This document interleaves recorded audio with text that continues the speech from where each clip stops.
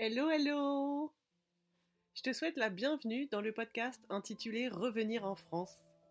Si tu es expatrié, français ou étranger, voyageur, PVTiste ou tour du mondiste, tu es au bon endroit. On aborde ici tous les sujets, joyeux et délicats, liés au retour à la maison et à l'installation en France, que ce soit au niveau personnel ou professionnel. Moi, c'est Magali, et je t'aide à comprendre les enjeux liés à un changement de vie comme celui-ci. Mon souhait, c'est de t'accompagner du mieux possible pour ton installation en France. Je me réjouis de te retrouver par ici pour te partager des anecdotes, des conseils et des témoignages pour que tu puisses à ton tour te préparer. J'espère que notre épisode te plaira. Je t'encourage à le partager à tes amis et à laisser un commentaire. Bonjour à tous et bienvenue dans cet épisode de podcast. J'ai le plaisir d'avoir avec moi Valentine, qui est mon invitée du jour. Merci à toi d'avoir accepté d'être avec moi aujourd'hui. Pour vous en dire un petit peu plus sur la thématique du jour, c'est le retour en France après un tour du monde. J'ai rencontré Valentine sur les réseaux sociaux, sur Instagram, et puis on a échangé un petit peu. Et puis, naturellement, en fait, je lui ai proposé de partager un petit peu son retour d'expérience qui est récent. Voilà, je vais donner la parole à Valentine et je t'invite à te décrire en 3 mots et ces 3 mots, tu peux nous les expliquer? Et bonjour. Merci beaucoup de m'avoir invité sur ce podcast. Pour me présenter en 3 mots, c'est difficile de choisir 3 mots en fait. Alors j'ai un peu brainstormé avec Jérémy parce que j'avais pas trop quoi dire. C'est dur de se présenter soi-même. Euh, et les 3 mots qu'on a mis un peu en avant, ça serait, je pense, curieuse forcément de vouloir découvrir un petit peu le monde comme ça. Le premier qui est arrivé, c'était angoissé, mais bon, ça, on se change pas, quoi. Mais malgré tout, le troisième qui pouvait un peu contrebalancer l'angoisse, ça, c'était positif. Donc voilà, je dirais curieuse, angoissée, mais positive. Merci Valentine.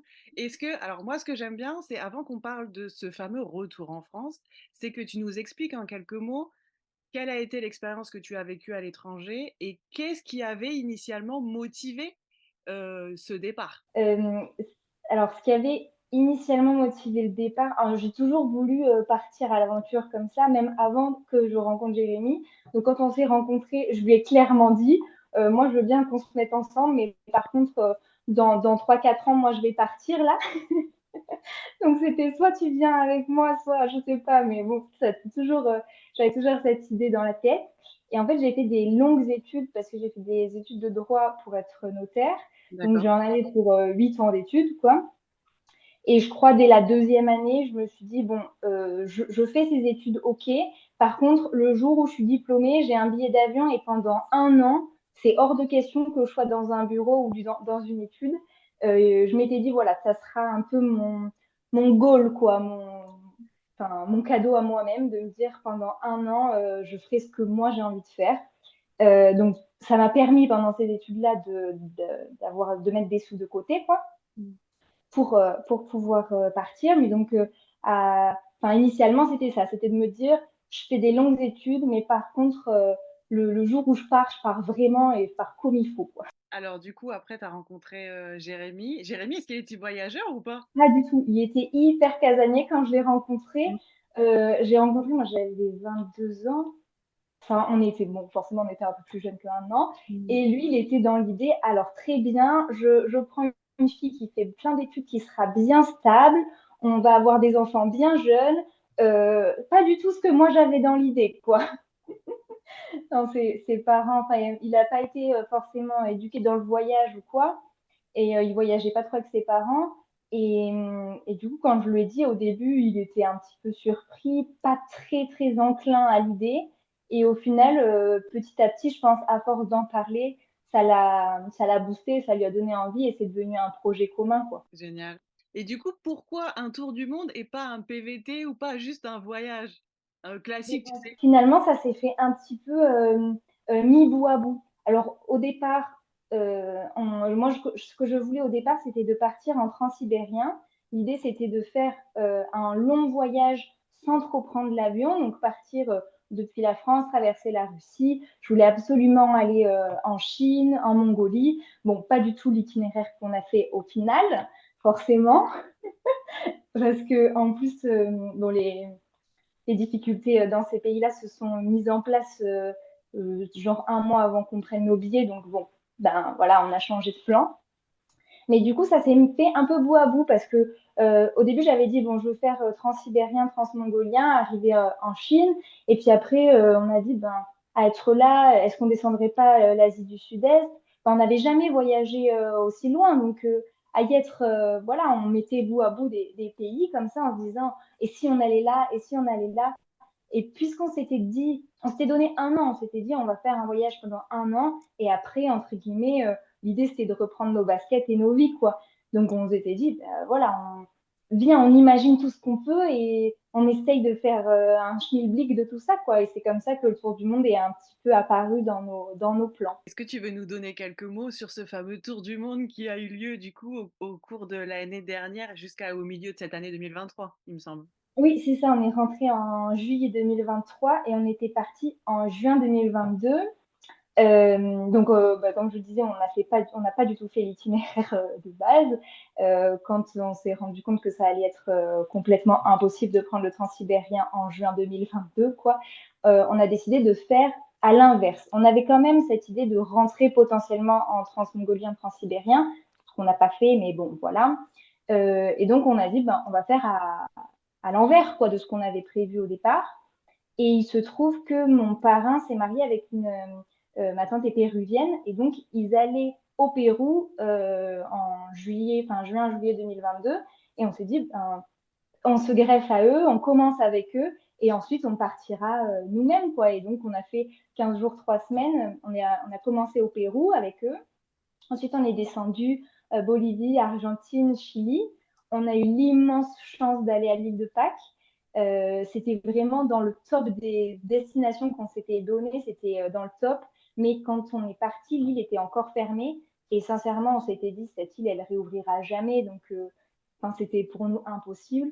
Et ça a réouvert quand on était en Argentine. On a pris nos billets, on était trop heureux. Et après, on s'y est pris un petit peu comme des fleurs pour passer de l'Amérique latine à l'Asie.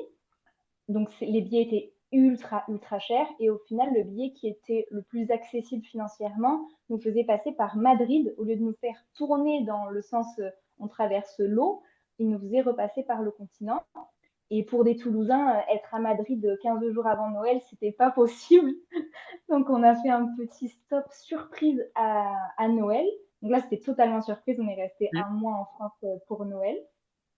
Et on est reparti côté Asie. On a visité la Thaïlande, le Cambodge, le Laos, l'Indonésie. Ensuite, on a fait un stop au Japon qui n'était pas du tout prévu non plus, mais qui était sympa aussi. Et on a terminé par l'Indonésie. Je ne sais pas si j'ai dit le Vietnam. Je me suis mélangé un peu les pinceaux. Le Vietnam, le Japon, l'Indonésie par lequel on a terminé. Et on est rentré en France après l'Indonésie. Est-ce qu'il y a une question qui me vient comme ça? Est-ce que quand tu prépares ton tour du monde, tu penses à l'après ou tu prépares que le tour du... Enfin, je vais pas dire que le tour du monde parce que c'est déjà une grosse préparation, il y a beaucoup de choses à gérer, peut-être les visas, le budget, la santé, les vaccins, etc. Mais est-ce qu'à un moment donné, vous pensez à l'après? Alors nous, enfin moi, sincèrement, pas du tout. Effectivement, j'avais plein de choses à préparer pour le voyage en lui-même.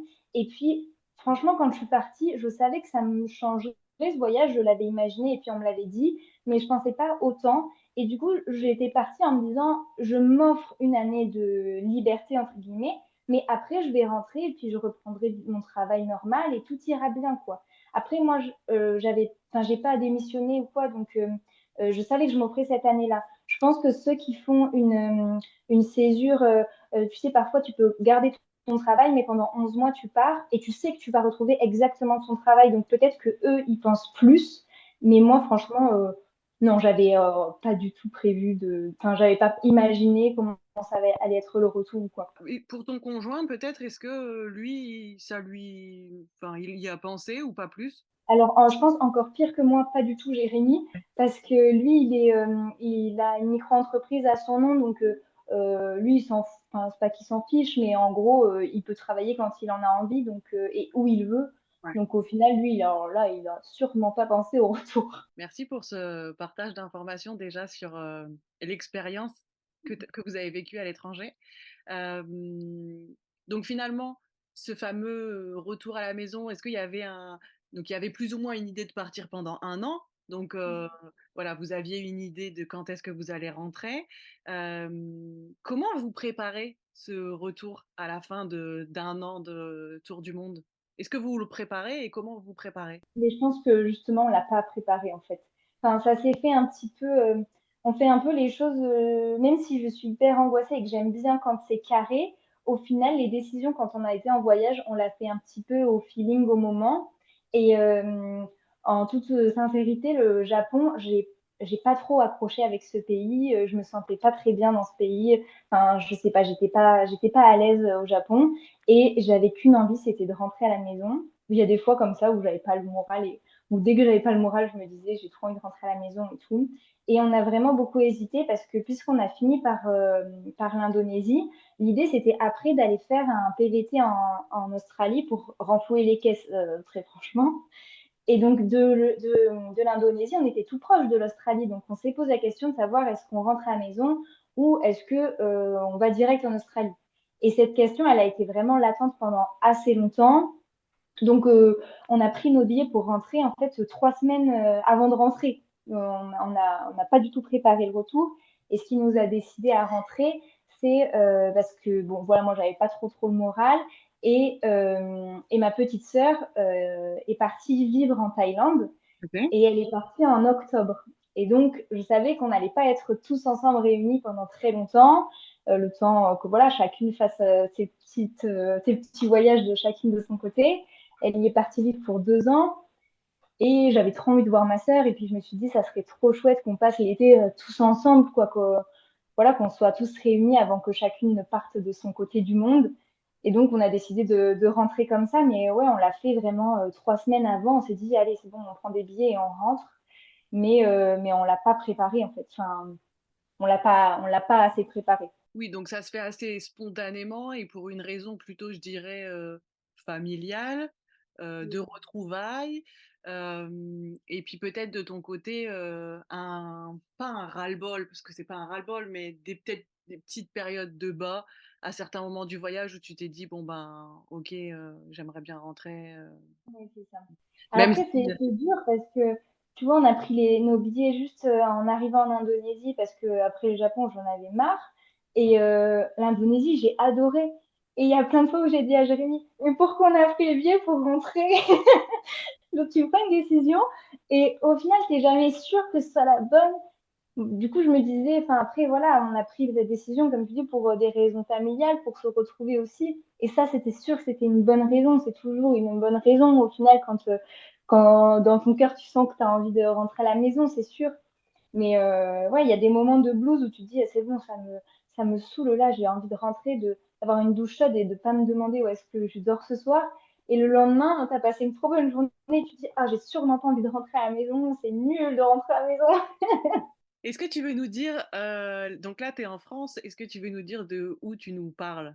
Alors, je suis à Toulouse, enfin là, je suis chez mes parents, donc je suis exactement à Montauban, mais sinon, c'est Toulouse où on habitait avant, avec Jérémy, où il y a encore mes grands-parents et ma famille. Donc voilà, entre Toulouse et Montauban. Et qu'est-ce que ça fait alors de rentrer à Toulouse, après 1 an de voyage? Comment tu t'es sentie et ouais, qu'est-ce que ça t'a fait? Alors, c'est super bizarre parce que j'ai l'impression que c'est un peu en deux temps. Tu vois, quand on est arrivé, ça faisait pas pareil que quand on est rentré à Noël, parce que quand on est rentré à Noël, c'était surprise. Donc là, personne n'était au courant. On se cachait un petit peu dans les rues de Toulouse pour arriver à surprendre tout le monde.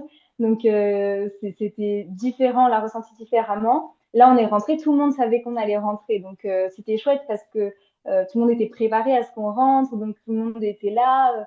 On a retrouvé, voilà, ma marraine, mon parrain, enfin même de la famille un peu plus, qui habitait un petit peu plus loin. Donc c'était vraiment trop bien. Et je dirais les 15 premiers jours, c'est que j'avais l'impression d'être sur un petit nuage, je retrouvais mes amis, ma famille. On pouvait bien manger, on pouvait prendre des douches bien chaudes, on pouvait boire au robinet. Enfin, c'était trop cool, quoi.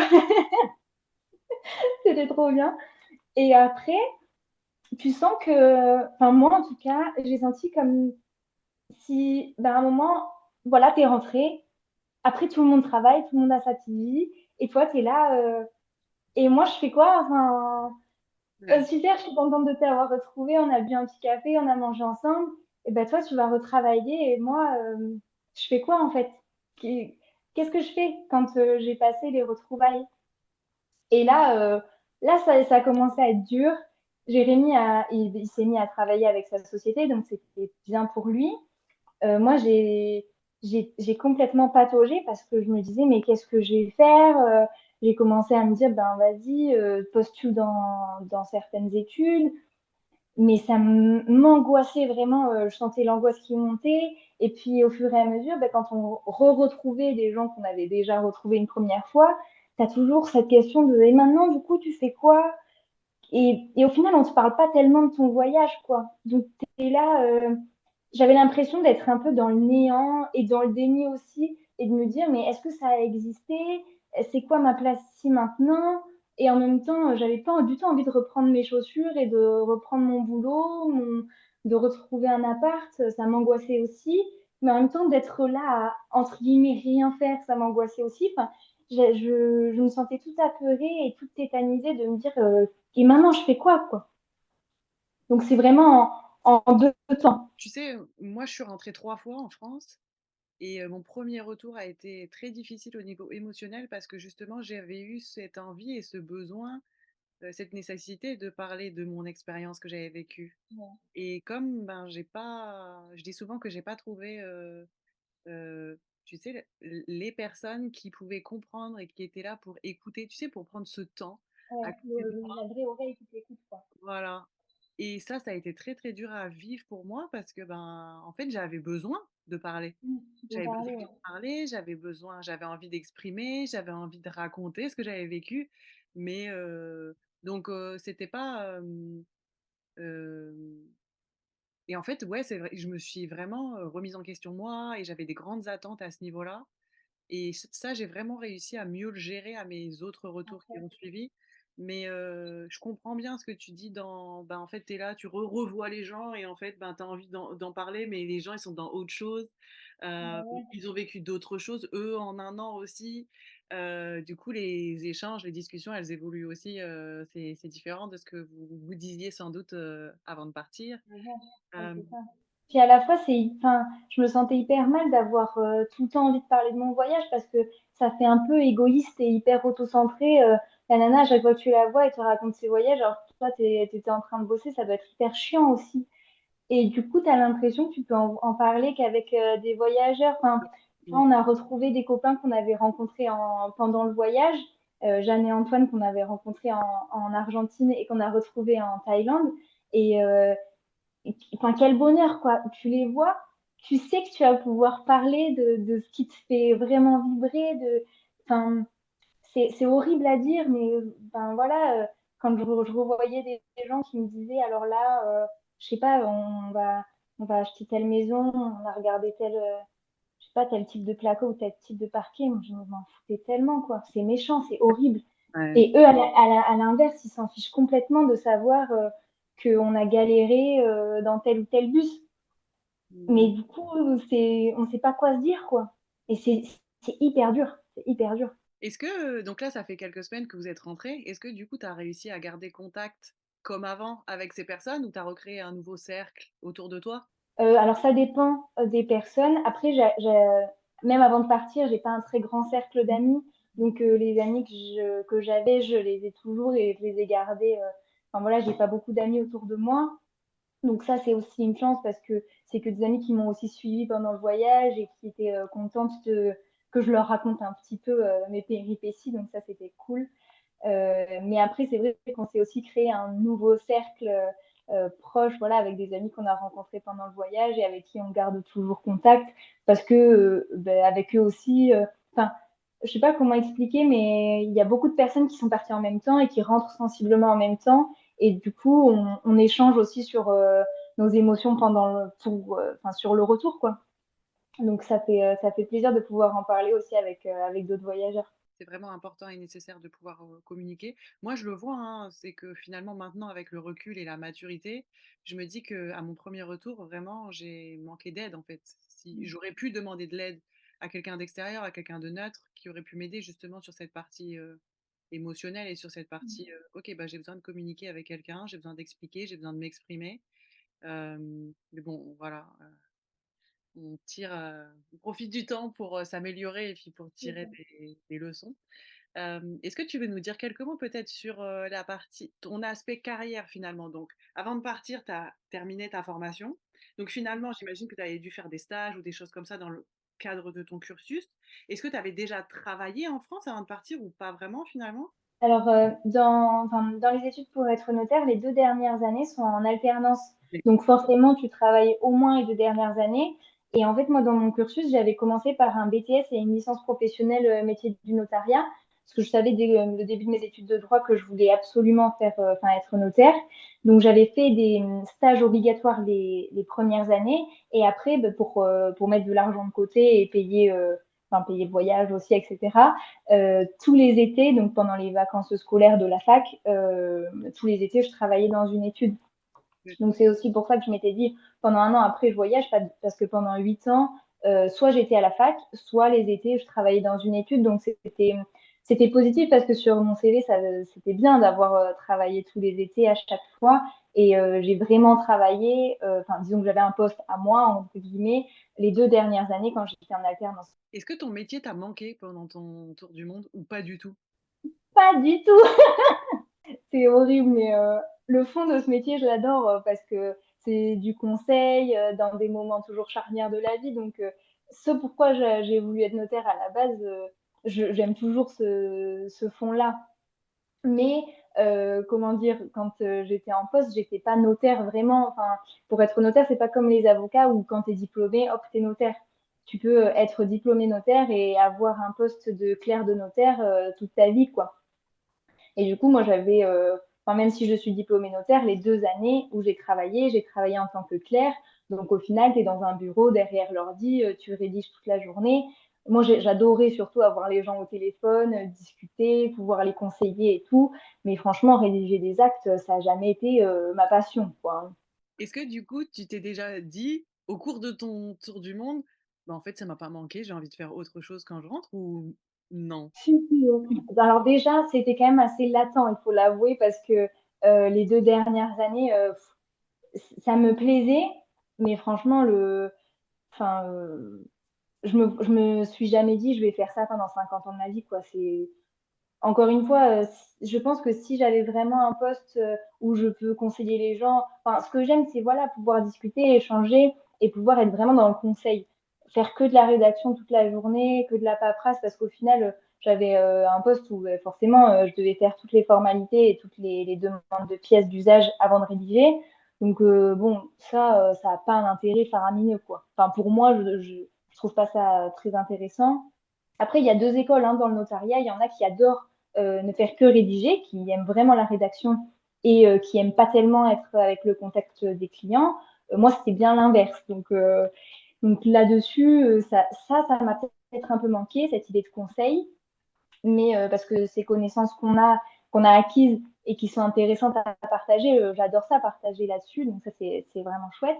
Mais voilà, le fait d'être dans un bureau à rédiger, ça m'a sûrement pas manqué et c'était bien latent déjà de me dire j'aimerais bien faire autre chose, quoi. Est-ce que pendant le tour du monde, tu as eu des idées de OK, si je fais autre chose, qu'est-ce que c'est? Mais là, c'est là où je pêche. Et je pêche encore aujourd'hui Ouais. parce que, euh, parce que ces connaissances-là que j'ai en droit, elles me plaisent et vraiment, ça j'aime beaucoup. Mais en même temps, dans le notariat, tu peux pas faire du conseil comme ça. Enfin, je pourrais pas monter un cabinet de conseil juste. Je pourrais travailler en banque, en assurance, mais je vais retrouver cette idée de je suis derrière un bureau. Et puis banque et assurance, j'ai peur d'avoir en plus un côté commercial que alors là, je déteste. Je suis vraiment pas bonne à ça. Et puis alors vendre des trucs, vendre des assurances vie pour vendre de l'assurance vie, ça m'intéresse pas du tout. Donc bon, alors, je pense que je me suis un peu focalisée sur qu'est-ce que je pourrais faire d'autre, mais toujours dans le droit. Et de plus en plus, je me dis, peut-être faudrait que j'ouvre un petit peu mes œillères et de me dire qu'est-ce que je pourrais faire d'autre, tout court.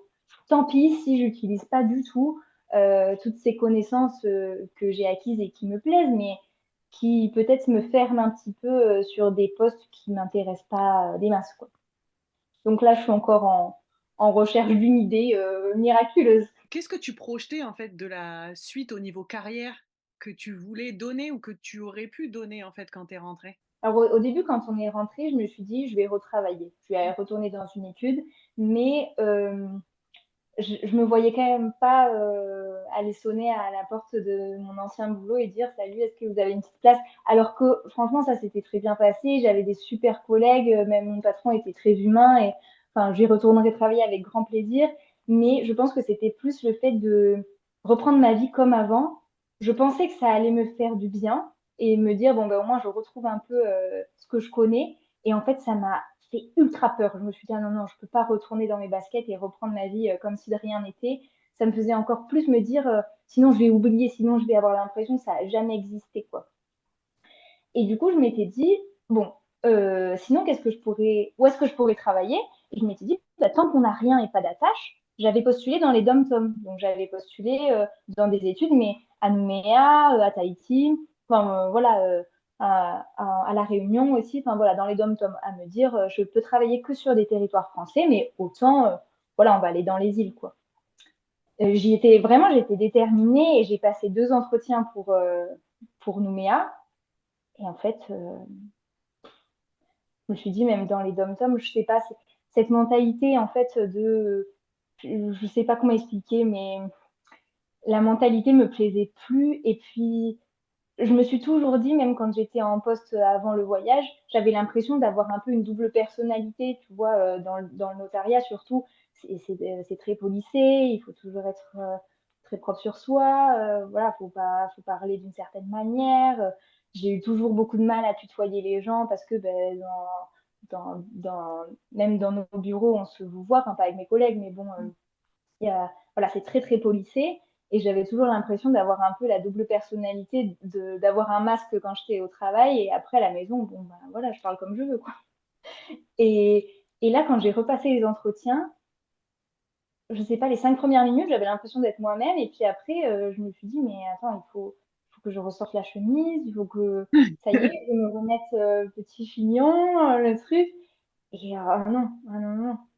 Et puis des trucs où, voilà, quand je passais les entretiens, mais c'est pour des dom-toms à complètement l'autre bout du monde. Et puis moi, vous avez des questions? Ben oui, moi, ma seule question, c'est de savoir si je peux prendre 3 semaines de vacances pour aller voir ma famille. C'est tout ce qui m'intéresse. Enfin, ah ben vous êtes même pas embauché, vous parlez des vacances. Bah oui, mais c'est ça qui m'intéresse, quoi.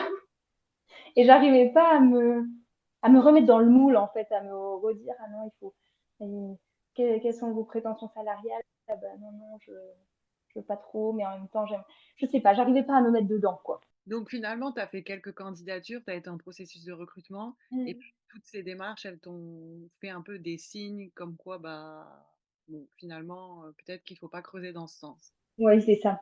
Je ressortais en me disant, pourtant, franchement, être notaire dans les dom-toms, dès le début de quand j'ai fait mes études, je me suis dit, c'est vraiment le goal ultime. Enfin, être notaire à Nouméa, franchement, ça claque vraiment. C'était le goal, quoi. Et après les entretiens, j'étais en pleurs, j'étais tétanisée. Je disais à Jérémy, mais je peux pas, en fait. Enfin, on va aller à 20 000 km de nos familles.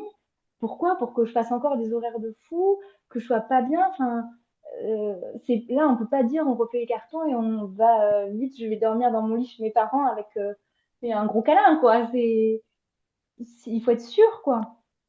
Et je me voyais pas du tout enfin, reprendre cette vie, en fait, d'être enfermée dans un bureau et de me dire, allez, maintenant, faut bosser comme ça, là. J'arrivais pas à m'imaginer, quoi. Je me suis dit, c'est plus moi, je peux pas faire ça, en fait. Est-ce que tu pourrais dire que le voyage, ça t'a permis de te rendre compte que finalement, l'environnement de travail dans lequel tu évoluais, c'était peut-être pas forcément le bon? Quand je dis environnement de travail, c'est plutôt les conditions de travail de je suis à un bureau, je fais de la rédaction. Et peut-être que du coup, ben, le fait d'être en action sur le terrain, rencontrer des gens pendant le voyage, etc., planifier le voyage, tu t'es dit, bah, pourquoi pas s'ouvrir à d'autres choses finalement, de ce que je comprends. Totalement, c'est totalement ça. C'est l'environnement de travail, donc le fait d'être assise tout le temps devant l'ordi, et puis aussi la place du travail dans ma vie. Enfin, pendant toutes ces années, le goal ultime, voilà, c'était d'être notaire, d'avoir mon étude, et puis ma vie tournait autour de mes études et de mon travail. Enfin, j'ai perdu plein d'amis comme ça, ou parce que j'étais pas disponible, parce qu'il fallait que je travaille, parce que voilà, même mes parents. Franchement, il y avait des Noëls ou des anniversaires où je leur disais, il faut que je révise là, c'est bon, le repas, je vais pas y passer 100 ans. Vraiment, c'était le travail et autour gravitait la vie, quoi.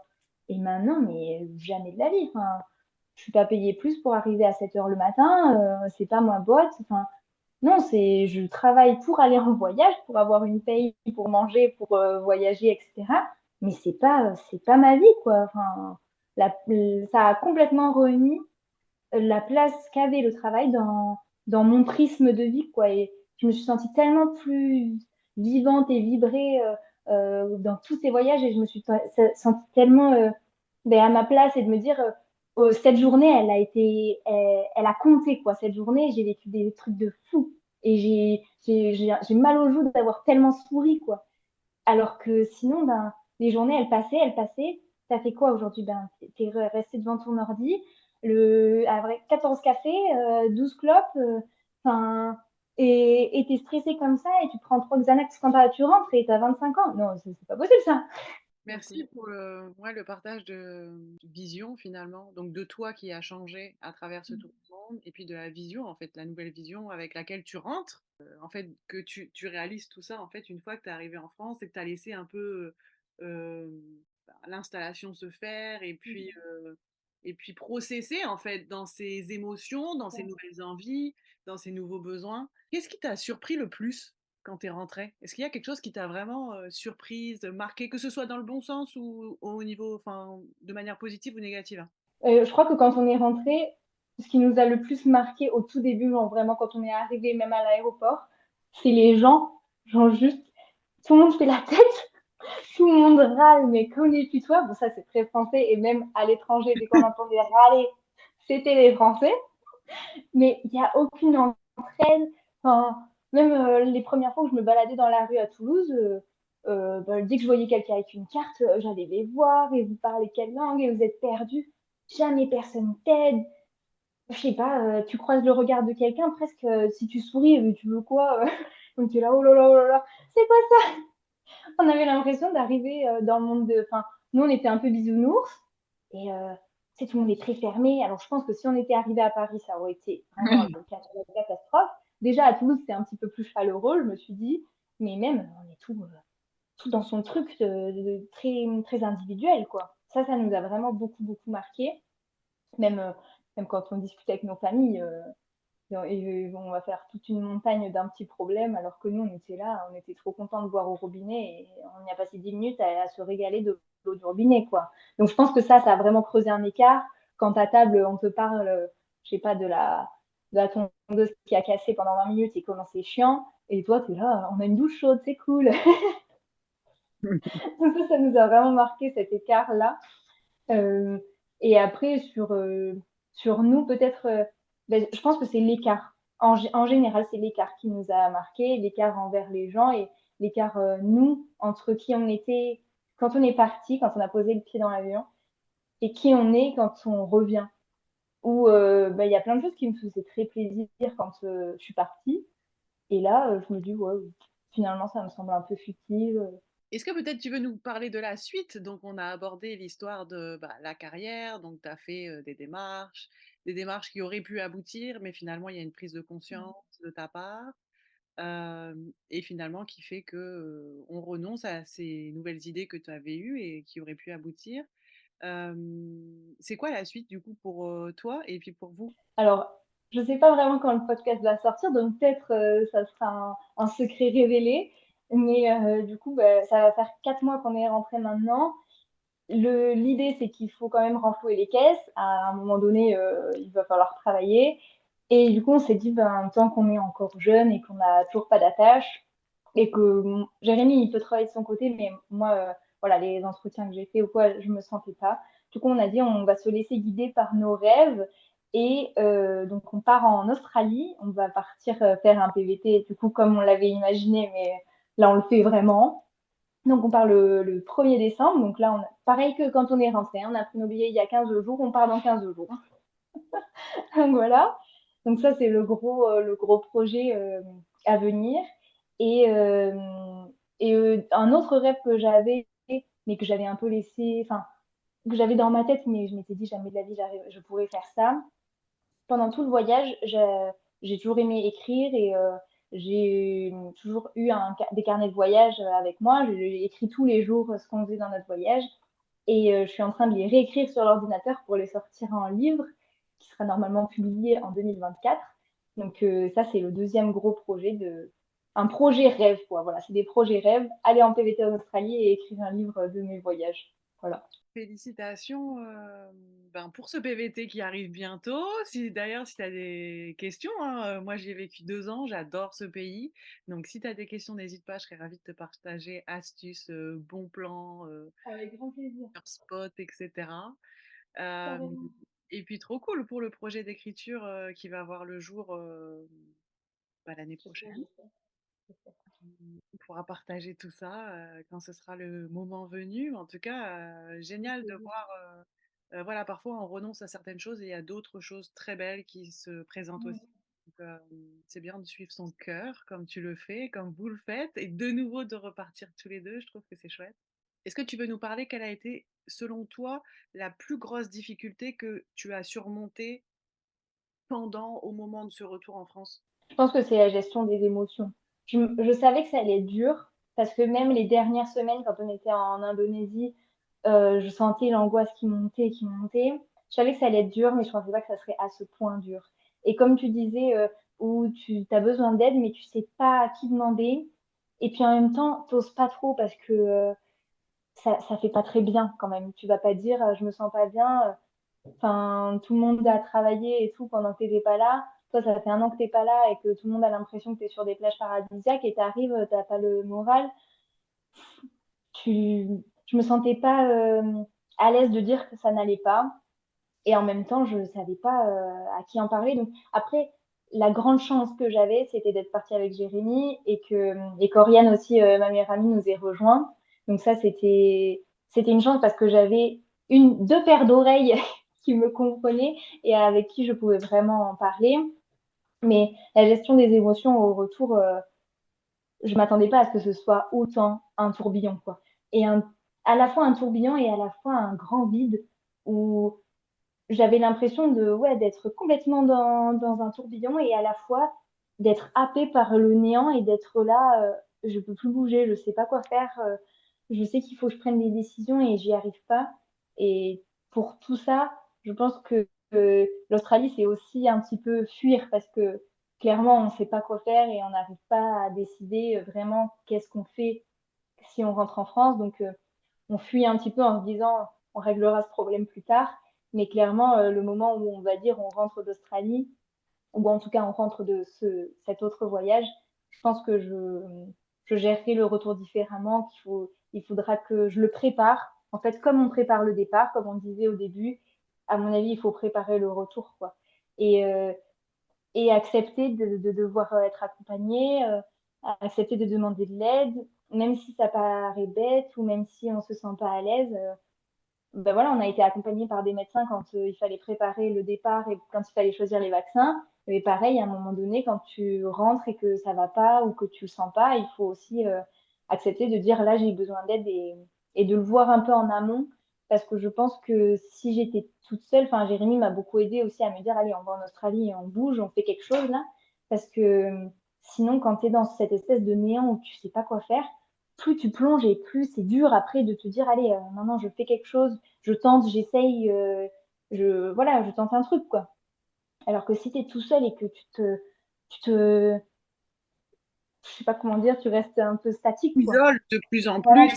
c'est ça, tu te renfermes et là c'est encore plus dur après de reprendre un peu pied quoi. Ouais, donc finalement, pour toi, c'était quand même un soutien en plus, une aide d'avoir ton Ouais. copain, d'avoir vécu ça ensemble et puis de l'avoir auprès de toi pour voilà, te rebooster quand ça allait peut-être moins bien. Est-ce que là, 3-4 mois après être rentré, est-ce que ce côté émotionnel, tu sens que ça s'est apaisé? Comment, sur la durée, qu'est-ce que tu dirais, comment tu as réussi peut-être à t'ajuster? Ou est-ce que le fait, finalement peut-être, hein, d'avoir un nouveau départ, bah, du coup ça, Clairement, ouais. mmh, C'est au moment où on a dit on repart, j'ai plein d'angoisse qui est montée parce que ça y est, on repart, il faut prévoir, il faut préparer, qu'est-ce qui se passe? L'Australie, tout le monde dit qu'il y a des bêtes et hop, hop, il y a plein d'angoisses qui arrivent. Mais l'angoisse de qu'est-ce que je fais ici, elle est complètement partie parce que voilà, on fuit un petit peu ça et on le verra plus tard.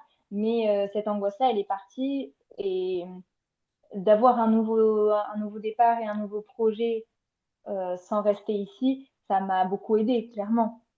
Mais sur la durée, je sais pas comment j'aurais géré parce que non, je me sentais pas, j'avais pas l'impression que ça s'atténuait au fur et à mesure du temps qui passait. Au contraire, tu vois, j'avais l'impression que juste ça augmentait cette angoisse parce que plus tu restes là à rien faire entre guillemets parce que quand t'as pas de travail, ben, aux yeux des autres, tu fais pas grand chose quoi de tes journées alors que franchement, j'avais l'impression que mes journées étaient bien remplies quoi, tu vois, même avec le livre, le fait de tout dactylographier, ça prend un temps de fou, mais j'ai pas de travail et du coup quand tu vois tout le monde à tous les repas ou même quand tu croises quelqu'un dans la rue, première question c'est maintenant tu travailles où?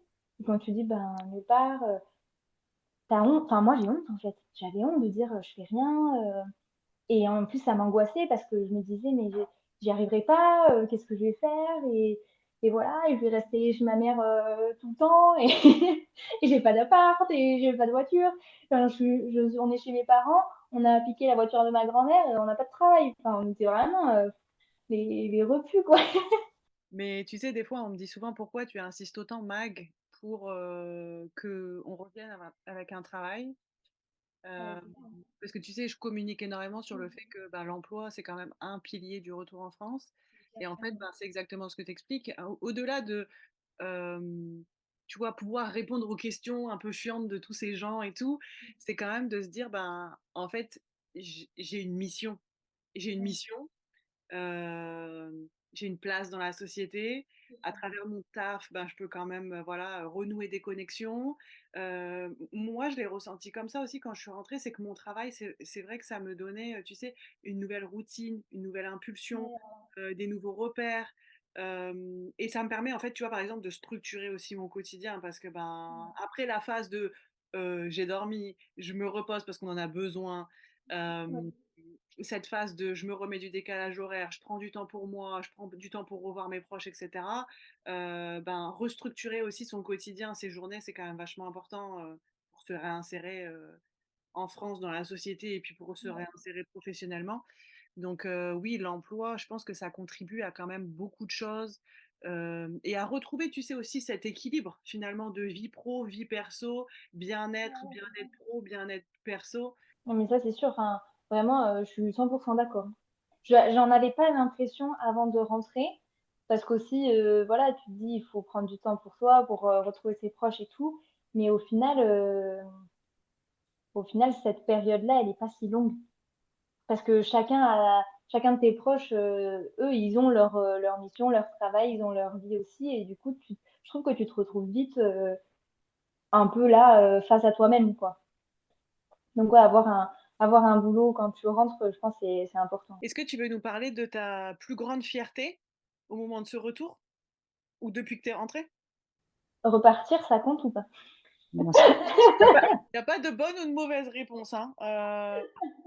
Tu vois, c'est ce que j'ai dit tout à l'heure, aujourd'hui, c'est Valentine qui nous partage son retour d'expérience et voilà, chaque retour de chaque témoignage sera différent. Chacun vit le retour à sa façon. Il y a des personnes qui restent, il y a des personnes qui ont besoin de repartir et c'est complètement OK.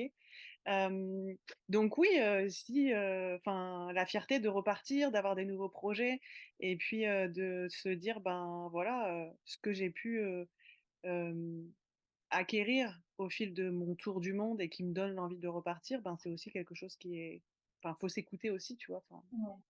Bah, et c'est vrai que ça, j'en suis assez fière de me dire, j'ose encore une fois partir au bout du monde, quoi, parce que c'est quand même, ça peut faire rêver beaucoup de gens, mais il faut quand même un peu voilà, un peu de courage, quoi, hein, pour se dire, allez, je vais complètement à l'inconnu avec mon sac à dos, quoi.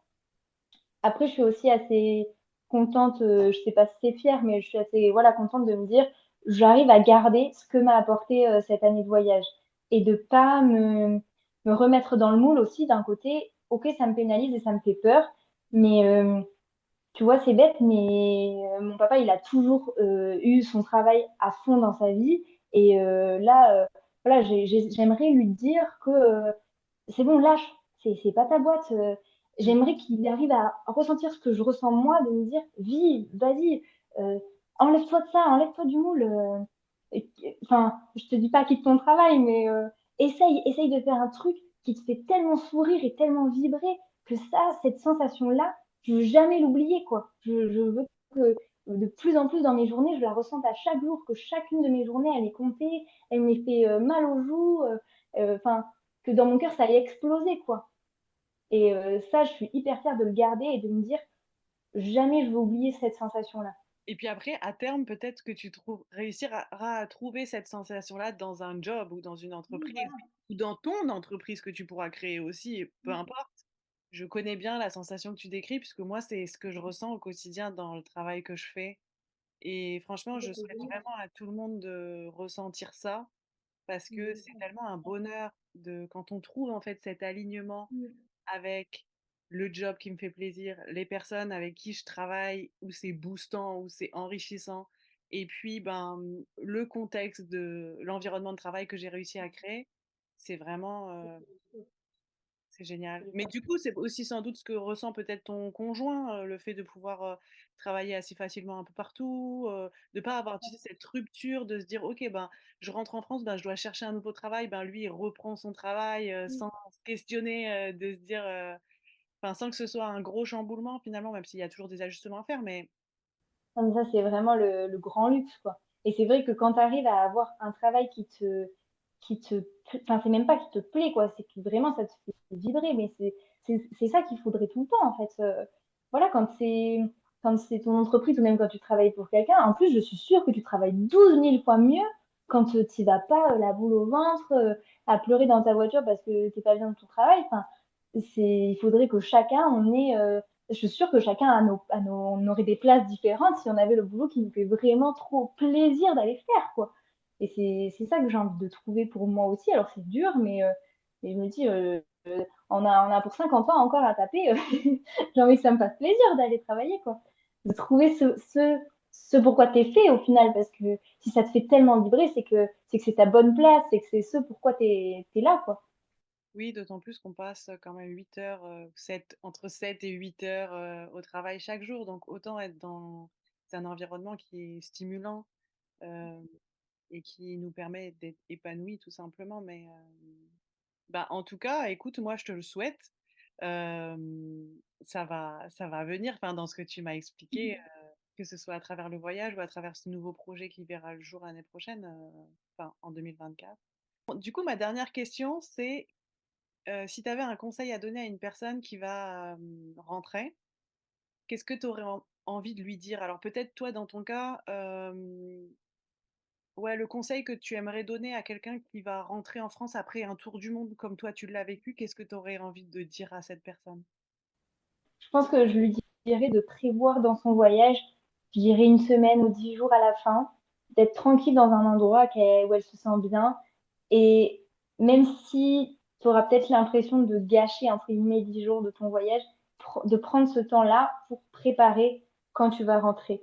De dire, tu vois, c'est des trucs bêtes, mais quand on est rentré, le jour où on est rentré, à l'aéroport, il y avait mes parents, les parents de Jérémy et la sœur de Jérémy et son beau-frère. Ça m'a fait super plaisir qu'ils soient là. Et ensuite, on est allés tous ensemble manger avec mes grands-parents, ma marraine, chez mes parents. Et j'étais hyper contente. Ça m'a fait vraiment chaud au cœur que tout le monde soit là. De dire, ben voilà, prends quelques jours pour clairement dire, si c'est pas une surprise que tu rentres, mais clairement dire qu'est-ce qui te ferait plaisir, qu'est-ce qui te ferait plaisir de manger, qui est-ce que ça te ferait plaisir de voir quand tu arrives. Et après, prévois aussi, après tous ces étincelles et ce feu d'artifice de retrouvailles, prévois-toi ou quelqu'un qui t'aide ou un projet. Voilà, même si tu avais prévu de reprendre ton travail, bah, peut-être fais déjà les démarches. ou trouve peut-être un appartement. Enfin, commencer à mettre un pied dedans ou voilà, avoir quelqu'un qui t'aide, qui t'accompagne si tu te sens pas ou si t'es un peu tétanisé par tout ça. Mais ouais, prendre un temps pour préparer. Comme on a préparé le départ, je pense qu'il faut se garder un temps pour préparer le retour parce que sinon voilà, tu peux être déçu par des petites choses, voilà, de pas voir un tel ou un tel. Et après, tu risques de te perdre dans ce néant de possibilités et de décisions à prendre tout d'un coup.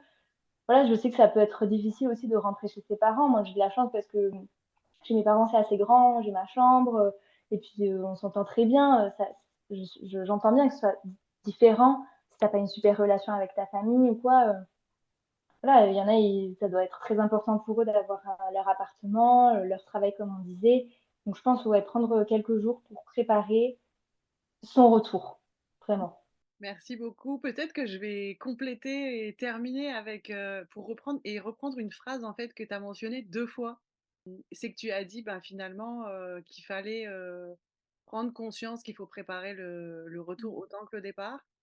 Et en fait, moi, je suis vraiment partie de ce constat-là au moment où j'ai créé l'entreprise, à savoir que, ben, en fait, moi, je préparais toujours mon expatriation ou mes voyages, mais mes Et le retours, retour, je suis rentrée 3 fois, j'ai rien fait du tout. Je me suis dit: «Bon, bah, si», j'avais commencé à réfléchir un peu, mais il y avait rien de bien, enfin, je me laissais vraiment beaucoup de flexibilité, donc ce qui est important, ce qui amène plein d'opportunités aussi, mais ça aurait pu être, beaucoup mieux préparé et en fait, c'est vraiment comme ça qu'à mon troisième retour, je me suis dit: «OK, ben, en fait, ce fameux retour se prépare autant que le départ» et c'est comme ça vraiment que j'ai été creusée dans toutes mes expériences de mes 3 retours en me disant: «OK, ben, qu'est-ce que je vais pouvoir accompagner? Comment je vais pouvoir accompagner et qu'est-ce que je vais pouvoir apporter justement à toutes ces personnes?» en plus de mon parcours, professionnel que j'avais d'avant et c'est comme ça que c'est né donc Mais je pense que ça mérite d'être vraiment plus connu, que tu peux nous aider. Parce que franchement, tu vois, comme on disait, tu sais pas à qui demander en fait. Tu... même pour de la paperasse, enfin, c'est des trucs bêtes, mais est-ce que, euh, est-ce que je suis encore avec la Sécu? Est-ce que, enfin, c'est des trucs bêtes, mais va appeler la Sécu pour leur demander. Alors là, lève-toi tôt. Mais enfin, ça part voilà de la paperasse pénible à là, je sais même pas par où commencer. SOS quoi. Et c'est pour ça que j'avais découvert ton Instagram justement en Indonésie quand je regardais tout ça en me disant punaise qu'est-ce que je vais faire. Et je m'étais dit mais c'est génial, mais c'est génial parce que t'hésites en fait à contacter la Sécu, Pôle Emploi ou une psy, tu vois, tu sais pas trop. Avec qui qui c'est qui pourrait m'aider? Et en fait, enfin, c'est trop bien d'avoir créé ça parce que tu as 100% raison. Franchement, on en a besoin, quoi. Vraiment. Enfin, moi, sincèrement, j'en ai complètement ressenti le besoin. Et très sincèrement, je m'étais dit, non, mais c'est bon. Franchement, c'est bon. J'ai géré. ouais. Ouais, ouais. J'aimerais bien m'y voir si je m'étais dit ça pour le départ. Mais c'est bon, le vaccin de la rage, je vais gérer. Ouais, bah, en tout cas, merci à toi, donc, peut-être pour rebondir et clôturer par rapport à ce que tu expliquais, je partage énormément d'informations sur les réseaux sociaux, que ce soit sur Facebook, il y a un conseil tous les jours, sur Instagram, j'essaye de partager pas mal de conseils, que ce soit sur le retour en France en lui-même ou que ce soit sur la recherche d'emploi au moment du retour. Et puis après, sur LinkedIn, je partage des offres d'emploi, donc pour ceux qui sont en recherche d'emploi. Donc voilà, ça vous permet déjà d'avoir un premier aperçu, d'avoir des premiers conseils pour vous aider. Et puis après, il y a quand même un blog aussi avec une soixantaine d'articles disponibles, dont une grosse partie est dédiée au retour en France, que ce soit sur l'aspect pro, perso, logement, émotion, enfin voilà. Donc, il y a pas mal de ressources qui existent. En tout cas, je fais mon possible, je fais mon maximum pour vous partager les bonnes informations, les bonnes ressources, tout cela en essayant d'être actualisé. Donc, il y a beaucoup de travail de mon côté. Mais voilà, j'espère que pour toutes les personnes qui écoutent cet épisode, que vous allez rejoindre la communauté si vous êtes dans une situation de retour en France et puis que les conseils partagés vous aideront. Et puis, bah, en tout cas, Valentine, j'étais ravie d'en savoir davantage sur toi puisque on avait échangé brièvement seulement sur Instagram. Merci pour ton témoignage, merci pour ton temps. Et puis, Merci à merci toi. pour les conseils partagés. Et puis surtout, je te souhaite une belle aventure en Australie et puis une bonne continuation pour tous Merci ces beaucoup. projets qui vont voir le jour prochainement. Merci, merci. Et voilà, notre épisode est terminé. Je te remercie d'avoir passé ce moment avec nous. J'espère que ces conseils et ce témoignage te donnent l'espoir pour à ton tour concrétiser ton projet de venir ou de revenir t'installer en France. J'aimerais maintenant te proposer de rejoindre notre communauté. Tu peux me rejoindre sur Facebook, sur Instagram et sur LinkedIn sous le nom de Voyage, Emploi et Retour en France. Et enfin, si tu as encore des questions, je t'invite à m'écrire un mail et je serai ravie de t'aider à chaque étape de ton retour en France. À bientôt!